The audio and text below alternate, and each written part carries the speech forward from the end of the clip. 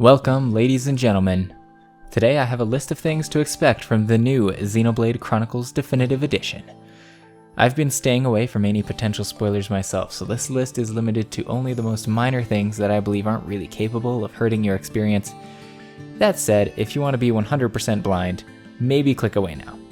For the rest of you, here is what we know about Xenoblade Chronicles Definitive Edition without major spoilers. Alright, so there's Future Connected, which is a new epilogue that was never included in the base game.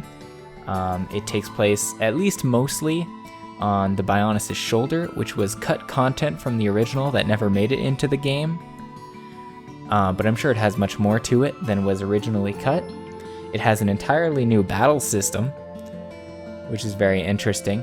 And it has Nopongers, which is a group of Nopon prospectors, which in English are going to be called Ponspectors.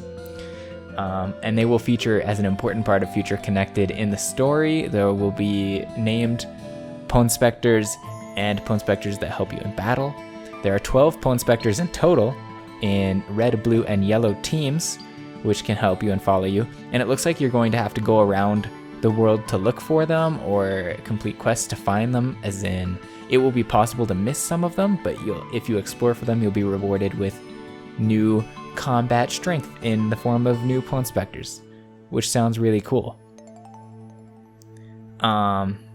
Besides that, there are new armor sets. At least I assume so, because there are new swimsuits, and if they only made new swimsuits and nothing else, I'd be a little disappointed in Monolith Soft. So there's new armor sets, at least swimsuits, which is very cool. And I could definitely see that adding more depth to the game, because in the original there were a lot of armor sets, but some of them repeated the way that they looked, and I feel like that will still happen, but there will be more variety, which will make it feel like more of a non-issue. Okay, there is a new time attack mode in the game, which is split up into two smaller modes: free, where you can use any characters, or limited, where in this time attack mode you're forced to fight under certain specifications. So think like Final Fantasy VII remakes, the battle arena, where you could fight up against specific monsters, and sometimes you had to use specific characters, except it's time attack, so you're also under a time limit. This time attack mode will give you a reward in the form of a Nopon crystal, which can then be exchanged for various other things, probably, I don't know, equipment or gems or other such things like that. There's also a casual mode. So if you want to go through the game and you don't want to have to stress about fighting and stuff, if you don't think you're very good at this kind of game, that's okay. Just click casual mode. It'll make the fights much easier so that you can just sit back and enjoy the story without worrying about all the fights too much. Now, they also took a couple things from Xenoblade Chronicles 2. And one of the big things that they took is that in Xenoblade 2, you could stock up experience and then spend it how you liked. And they took that from the game and added it into Xenoblade Chronicles Definitive Edition as well. I don't know exactly how it's going to work, but it looks like you can level your characters down or up too, to further adjust the difficulty that you're playing at. And I think that's really cool.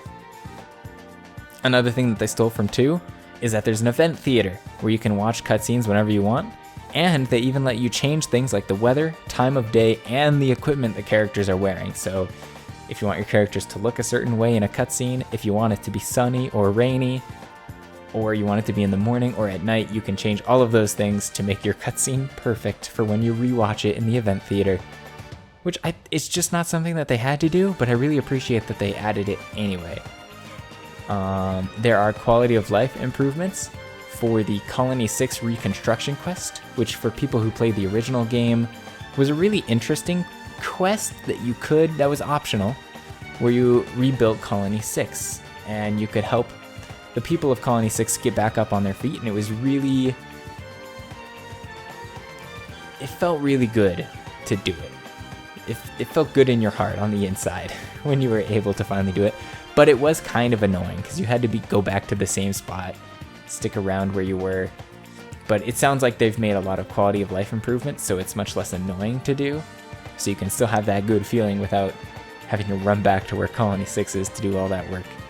So that's very good because it was a super cool part of the game that I feel was kind of locked behind some annoyances, we'll say.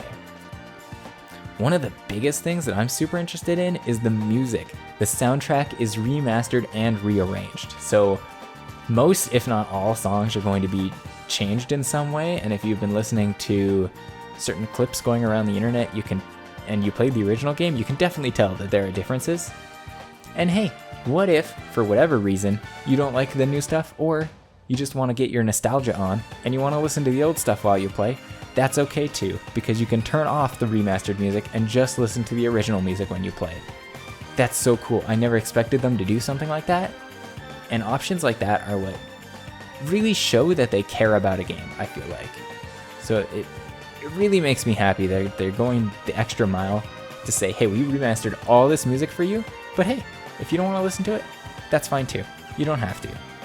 And another thing that they did in the same vein is that there's an option to continue listening to field music when battle starts instead of switching to the battle music.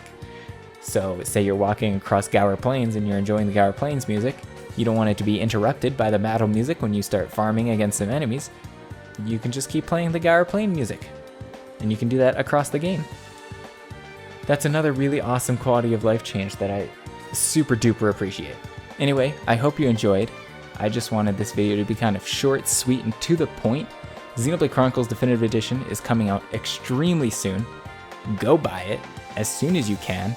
I promise you, if you are still on the fence, if you didn't play the original, it's a fantastic place to start.